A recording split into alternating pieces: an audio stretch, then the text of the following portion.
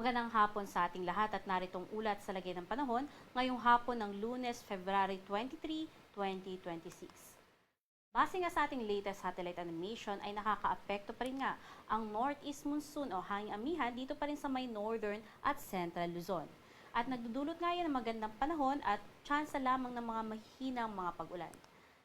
Samantalang sa nalalabing bahagi nga ng ating bansa ay umiiral pa rin nga yung easterlies o yung mainit na hangin galing Pasipiko at nagdudulot nga yan ng mga katamtaman hanggang sa mga malalakas na mga pag-ulan, particularly na nga dito sa may Eastern Visayas at iba pang bahagi ng Mindanao. Sa magiging lagay naman ng panahon bukas, asahan nga na patuloy pa rin nga yung matataas na tsansa ng mga pag-ulan dito sa may Albay, Sorsogon at Masbate dala ng easterlies.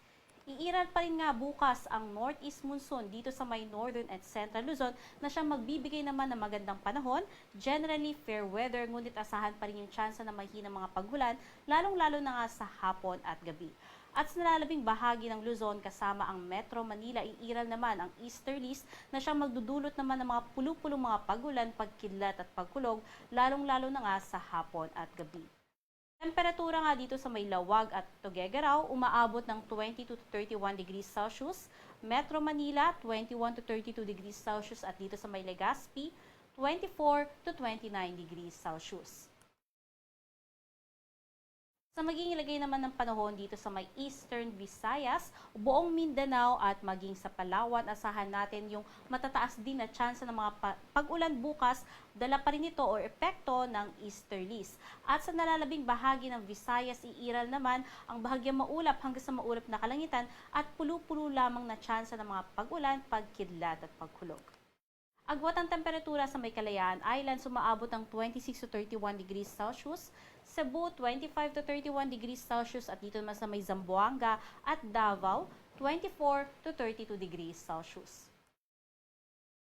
Sa magiging lagay naman ng ating karagatan ay wala tayong nakataas na gale warning kaya malayang maglalayag lahat ng sasakyang bandagat. Ngunit iba yung pag-iingat dito sa may bahagi ng karagatan, silangan ng Southern Luzon at Visayas na kung saan maaaring umabot ng banayad hanggang sa katamtaman hanggang sa matataas na mga pag-alon or umaabot nga yan 1.5 to 2.8 meters. Samantalang sa nalalabing bahagi naman ng karagatan ng Pilipinas, asahan naman yung banayad hanggang sa katamtaman ng mga pag-alon at umaabot nga yan up to 2.5 meters.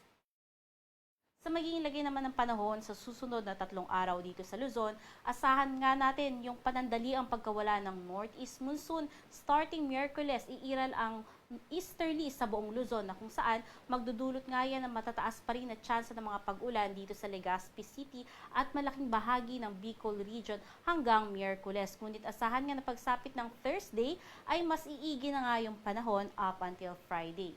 Sa lalabing bahagi ng Luzon, asahan pa rin natin yung tsansa ng mga pag-ulan, pagkidlat at pagkulog, lalong-lalo na nga sa hapon at gabi. Halos parehas din yung panahon na mararanasan dito sa Kabisayaan kung saan mostly yung mga pag-ulan na dala ng easterlies ay nasa silangang bahagi, hagip nga yan ang Tacloban City at buong Eastern Visayas at iiran nga yan up until Wednesday.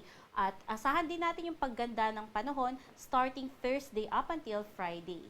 At sa nalalabing bahagi ng Visayas, generally fair weather, andyan lamang yung tsansa ng mga pulo-pulong mga pagulan, pagkilat at pagkulog. Dito naman sa Mindanao, although malaking bahagi pa rin ng Mindanao ang makararanas ng mga pag-ulan bukas, starting ng Miyerkules, asahan na nga natin yung pagganda ng panahon sa malaking bahagi ng Mindanao at asahan lamang natin yung pagkakaroon ng bahagyang maulap hanggang sa maulap na kalangitan at mga pulo-pulo ng mga panandali ang mga pag-ulan, pagkidlat at pagkulog.